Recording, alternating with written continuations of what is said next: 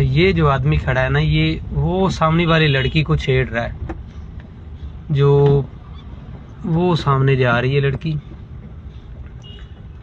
और क्योंकि मैं इसको देखा है, ये उसको इशारे बार बार कर रहा था और बार बार तंग कर रहा था, तो मैंने फिर गाड़ी वापस की है। मैंने कहा इसकी थोड़ी सी एक छोटी सी वीडियो बना ले। और वो खातून जा रही है आगे और ये उसके पीछे पीछे।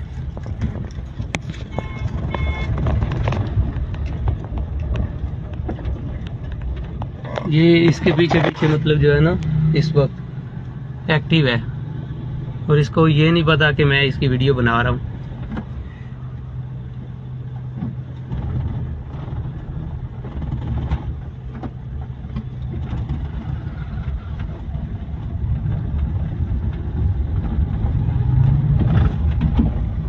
अभी ये आगे निकल चुका है।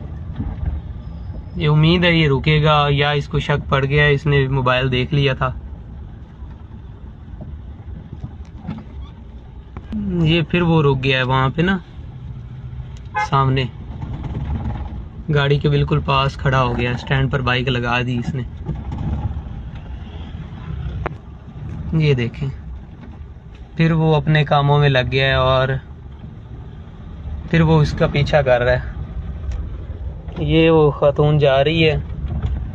था तो मुझे बहुत ज़्यादा कोई कीमती काम, लेकिन जो है ना, मैंने कहा इसकी वीडियो सीसीडी को देते हैं, शायद इसकी अकल ठिकाने लगा दें।